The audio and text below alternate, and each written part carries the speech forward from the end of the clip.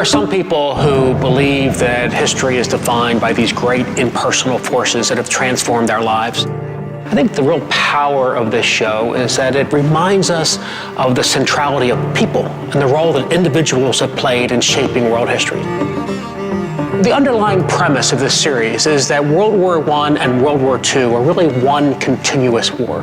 The failed peace in World War I created the conditions that allowed Adolf Hitler to rise, and it also scarred the Allies and made them reluctant to confront Adolf Hitler. The revolution has begun! It was the German defeat in World War I and the sense of humiliation that Germany felt coming out of World War I that Adolf Hitler molds into a powerful movement. I became the supreme judge! When France surrenders in 1940, Hitler has the surrender ceremony take place in the same rail car where the Germans had surrendered at the end of World War I. So this is a guy who is consumed by the lessons of World War I and he's consumed to revenge. I don't want to hear explanations. I need the plan. Winston Churchill is another character who is clearly defined by events that took place in World War I. He took responsibility for the debacle in Gallipoli. And in World War II, even though he's being pressured to launch a Western Front, which would eventually be D-Day, he's reluctant to do it because he was scarred by the experience of military defeat at Gallipoli.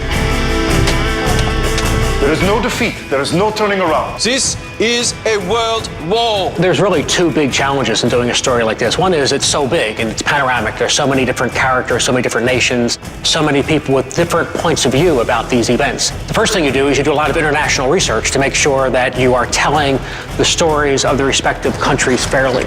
The second thing you do is you set up a review process. So what we did for this series was we had a team of historians, an historian who specializes in German and Italian history. We have a British historian, a Japanese historian, and an American historian.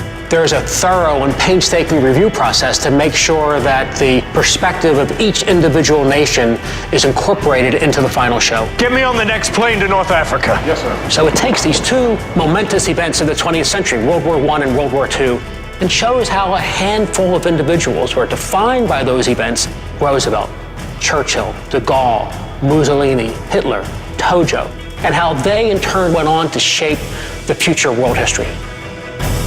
The World Wars. 3-night event begins November 1st on History.